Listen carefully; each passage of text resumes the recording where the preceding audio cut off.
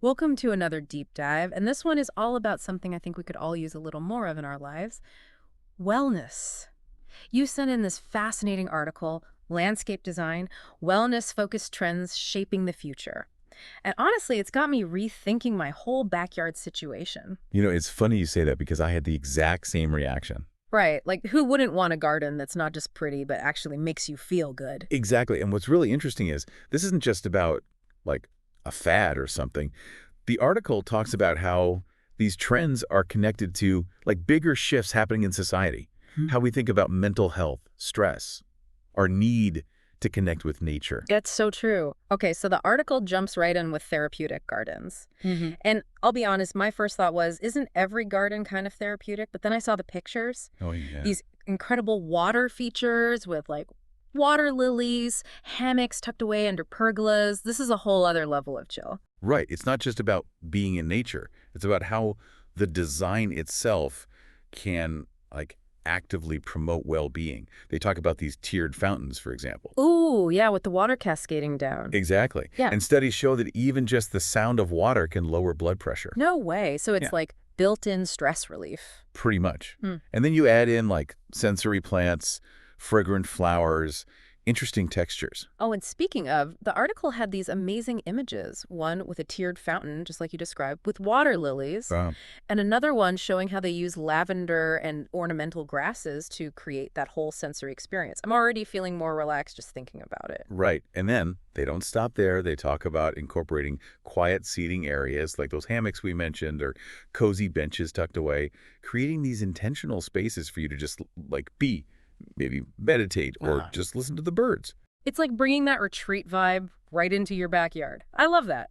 But, I have to admit, I'm not exactly known for my green thumb.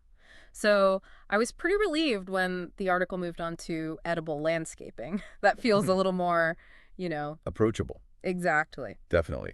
And it taps into this whole other trend of like self-sufficiency and wanting to know where your food comes from. But it's not just about, planting a tomato plant in a pot. It's about integrating food in a way that's beautiful and thoughtful. So less veggie patch and more like intentional food forest kind of vibe. Yes. Think about it. Fruit trees like apple, lemon, even fig trees. Mm. They provide shade, they add structure to your garden, and then you get to eat fresh fruit. Okay, now that I can get behind the article mentioned these urban orchards popping up too. It's like bringing a little bit of that farm to table feeling to the city. Exactly. And that sense of community that comes with it too. It's Yeah. pretty awesome. Okay, I'm already dreaming of a lemon tree on my patio. Fresh lemonade, anyone. But let's say, for argument's sake, fruit trees aren't really your thing. What about, like, more traditional veggie gardens? I saw some pretty impressive setups in those pictures. Oh yeah, there are so many creative ways to do it. Raised beds are great, especially if you have drainage issues. Yeah. You can blend veggies right into your flower beds for a more like cottage garden look. I like that idea. And the key is to choose veggies that are easy to grow and that you'll actually enjoy eating. Okay, now you're talking my language. Give me some specifics because, like I said, my thumbs aren't exactly the greenest. What are some, like, foolproof veggies that even I could manage? Kale is a pretty safe bet. Cherry tomatoes, they're super prolific.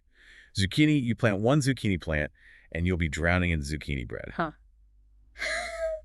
That's awesome. But can you imagine you just walk out your back door and grab dinner? Right. And we can't forget about herbs. Oh, yes. Rosemary, thyme, basil. The article had a whole section on that. It's like instant chef mode and your garden smells incredible. And some herbs like, lavender again. They're beautiful. They attract pollinators and you can use them in cooking or even make like essential oils or something. Oh, that's smart. It's about like maximizing every element of your garden. I love that. Okay, so we've got these spaces that are calming, productive, but where do we actually hang out? This is where the article talks about outdoor living spaces, which is super interesting. Oh yeah, this is where you really see the influence of things like, remote work becoming more popular and people wanting to spend more time outdoors. Makes sense. It's about creating these functional, beautiful spaces Yeah. where you can like work, relax, entertain all outside. And patios and decks are like the foundation for that. Right. It's not just about a patch of grass anymore. It's like an extension of your living room, but outside. Exactly. And then you can add things like outdoor kitchens, Mhm. built-in grills, sinks, even prep space so you can like literally cook an entire meal out there. Mhm. And fire pits or fireplaces are amazing for extending the season and creating that cozy, gathering around the fire vibe. Okay, wait. I'm just picturing this. I'm working from my hammock, surrounded by fragrant herbs. Then I whip up dinner in my outdoor kitchen, all while listening to the soothing sounds of my tiered fountain. Feels pretty good, right? Is this real life? That's the point. It's about creating a space that really reflects your lifestyle and, like, caters to your needs on multiple levels. I am here for it. Okay, let's pause for a second and talk about one element that I think plays a huge role in creating that tranquil, zen atmosphere: water features. I mean, Oh, yeah. water features are just so mesmerizing, but I think there's more to it than that, right? It's not just that they look pretty. Right. There's something so primal about water, Mm, the sound of it, the reflections. It's like inherently calming. It's no wonder people are drawn to it. I completely agree. So the article talked about all sorts of water features: fountains, ponds, even streams and waterfalls. What are the key differences, do you think, in terms of the vibe they create? Each one brings something unique, for sure. Fountains, like those multi-tiered ones we keep mentioning. Remember that one in the Zen garden image? Oh, yeah, that was gorgeous. They create these rhythmic soundscapes that are really soothing. Ponds, on the other hand, are all about stillness and reflection, and they often attract wildlife, like dragonflies and frogs, which just adds another layer of, like, serenity. So peaceful. Right. Yeah. And then you've got streams and waterfalls, which introduce that element of flow and movement. Yeah, those pictures really evoked a feeling of dynamism, if that makes sense. Exactly. And for some people, that constant movement is actually even more calming than still water. There's a sense of, like, renewal and energy. I'm starting to realize how much potential my own little backyard has. Okay, so we've covered spaces that soothe, spaces that nourish, but what about spaces that encourage mindfulness? The article talks about these things called mindfulness gardens. Yes. These are spaces specifically designed to promote contemplation and, like, mental clarity. They often have a very minimalist design using natural materials like stone and wood, and they often borrow elements from traditional Zen gardens. So if therapeutic gardens are about engaging the senses, Right. mindfulness gardens are more about quieting the mind. Exactly. Think about that picture of the rock garden with the raked gravel. Yeah. There's a sense of order, of simplicity, inviting you to slow down and just be in the moment. It's amazing how much thought goes into these designs. It's like they're choreographing an experience. That's a great way to put it. It's not just about creating a space, it's about creating a feeling. Totally. Okay, one last element I want to touch on before we move on. The article talks about shade and privacy as being essential ingredients for creating a truly relaxing space. And I have to admit, I hadn't really thought about that before. It's so important. Yeah. I mean, who can truly relax if they're baking in the sun or feeling like you're on display, right? Right. You need those elements of enclosure and protection to really let go. Totally. So, what are some smart ways to create shade and privacy? The article mentions pergolas, gazebos, shade trees, of course, Yeah. and then things like privacy screens. Those are all great options. Pergolas and gazebos not only provide shade, but they create a sense of, like, a defined outdoor room. Oh, yeah, I like that. Shade trees obviously are fantastic for natural cooling. Hmm. And then privacy screens like hedges or, trellises with climbing plants. They can really create that feeling of a secluded nook. Okay, now I'm picturing a trellis covered in fragrant jasmine, shielding you from the outside world while filling the air with this amazing scent, pure bliss. That's exactly the kind of feeling we're going for. It's all about layering these elements to create a space that's truly personalized and, nurturing. This has been such an amazing start to our deep dive. We've covered everything from therapeutic gardens and edible landscaping to outdoor living spaces, water features, even mindfulness gardens. It's clear that these trends are all about designing outdoor spaces that really promote well-being and connection with nature. And I'm already feeling inspired to rethink my own backyard. And it's not just about how these gardens make us feel either. Yeah. The article actually cites a bunch of studies about the, like, actual science behind this stuff. Okay, I'm intrigued. Tell me more. Like, did you know that exposure to nature can actually lower your stress levels? Well, yeah, I mean, that makes sense, right? When I'm out in nature, I definitely feel more relaxed. Right, but it goes deeper than that. Like, Yeah. there's actual research showing that being in nature can lower your blood pressure, reduce cortisol, even improve your mood and cognitive function. Wow, I had no idea it was that powerful. So it's not just that we feel better in a beautiful garden. There are actual physiological benefits happening. Totally. It's like, think about it. For most of human history, we were surrounded by nature, right? Yeah. Our bodies and minds evolved to thrive in those environments. So in a way, these design trends are almost like bringing us back to our roots, you know? That's a really cool way to think about it. Okay, so I think our listener right now is probably sitting there thinking, all right, I'm sold. How do I actually make this happen in my space? Where do I even begin? That's the big question, right? Hmm. And I think, like, the first step is really about introspection. It's about asking yourself, what are my goals for this space? What do I want to get out of it? So it's not just about copying the pictures in the article. It's about figuring out what wellness actually means for you. Exactly. Like maybe you're a total foodie and your dream is to have this amazing edible landscape with an outdoor kitchen where you can cook up all these incredible meals with like fresh ingredients you grew yourself. Or maybe you're more introverted and you crave quiet time, so like a secluded meditation garden with a little water feature is more your style. Right. It's about customizing those trends to fit your own lifestyle and personality. I love that. So once you've got that vision, what's next? Well, then it's time to get to know your space, Yeah. really get intimate with it. Like, what kind of sunlight do you get? That's important. What's your soil like?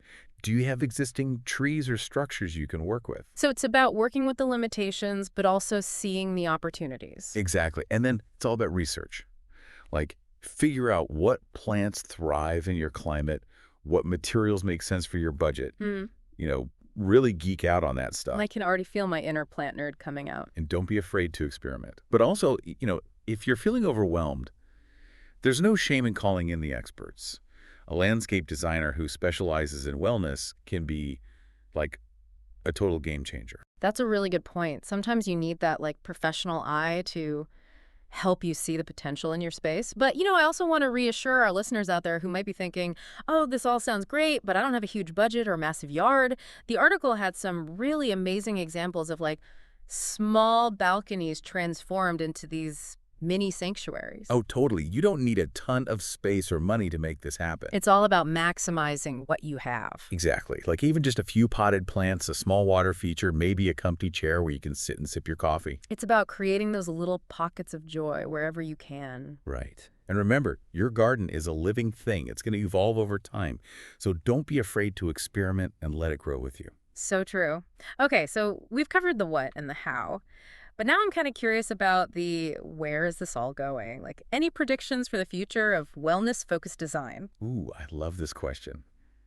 If I had to guess, I think we're going to see an even stronger emphasis on sustainability moving forward. Oh, interesting. So like using native plants, thinking about water conservation, choosing eco-friendly materials. Exactly. People want gardens that are not only good for them, but good for the planet too. So it's not just about personal well-being anymore. It's about this bigger connection to the environment. Exactly. And I think technology is going to play a bigger role too. Like you've got these smart irrigation systems that can help conserve water, lighting systems that are designed to minimize light pollution. There are even apps that help you track your garden's health. Wow, so It's cool. like all these different fields, design, technology, environmentalism, Yeah. coming together to create these spaces that are not only beautiful and functional, but responsible too.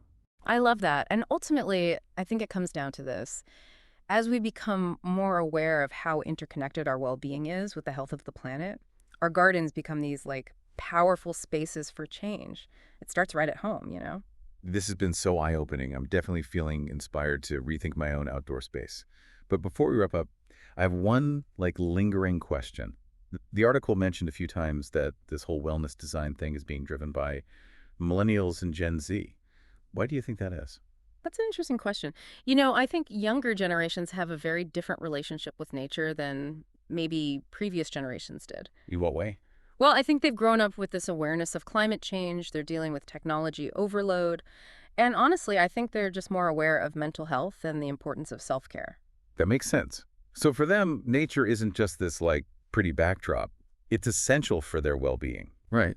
And I think there's also an element of like activism in it too. It's about reclaiming that connection to the natural world. Yeah. And making it a central part of their lives. It's almost like a statement. I love that. It's not about escaping from the world. It's about creating spaces that help us engage with the world in a more mindful, sustainable way. Beautifully said. Yeah. And that's the beauty of gardens, right? They're always evolving, just like we are. This whole conversation has given me so much to think about. But before we sign off, I'd love to hear your final thoughts for our listener. What's the one thing you hope they take away from this deep dive? More than anything, I just hope they feel empowered to create their own little wellness oasis, no matter how big or small their space is.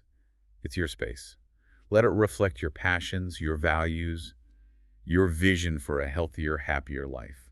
That's such a beautiful sentiment, and I think it really captures the essence of this whole movement. It's not about following rules or trends, it's about creating spaces that truly nourish us, both individually and collectively. And we're back, diving right back into these incredible landscape design trends that are all about, well, making us feel good. It's funny, we started off talking about these specific trends like therapeutic gardens and edible landscaping. hmm But this conversation has really become about something much bigger, hasn't it? It really has. It's like we've gone from talking about water features to talking about like a whole new way of thinking about our relationship with nature and how that impacts our, well, everything. Exactly. I mean, it's like we're rediscovering this ancient truth Mm, that yeah. being in nature is good for us. But now it's not just about, going for a hike in the woods or visiting a park. It's Oh, yeah. about actually bringing those elements into the spaces where we live our lives. Absolutely. And I think that's so important because let's face it, so many of us are feeling that disconnect from nature these days. We're busy, we're stressed, we're constantly glued to our screens. It's true. And these gardens, these outdoor spaces, they're offering us a way back to that connection. It's like a form of self-care almost, like saying, my mental and physical health matters, and I'm going to invest in that, starting with my own backyard. I love that. Yeah. And it's a good reminder that, like, well-being isn't just about bubble baths and meditation apps. Totally. It's about creating environments that actually support us on a deeper level. And it can start right outside our door. So, as we wrap up this deep dive, what's the one thing you really hope our listener walks away with? What's the message you want them to carry with them? I just hope they feel inspired to look at their own outdoor space with fresh eyes. Like, what's one small change they can make today to bring in a little more nature, a little more peace, a little more joy? I like that. Maybe it's as simple as adding a bird feeder or planting a few herbs Yeah. or even just committing to like spending 15 minutes outside each day, just soaking it all in.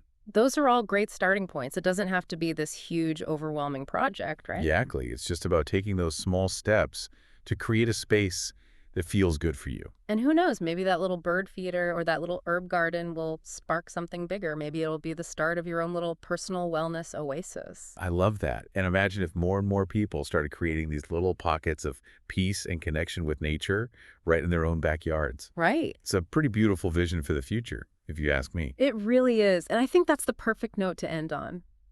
Thanks for joining us for this deep dive into the world of wellness-focused landscape design. We hope you feel inspired to get out there, get your hands dirty, and create a space that truly nourishes your soul. Until next time.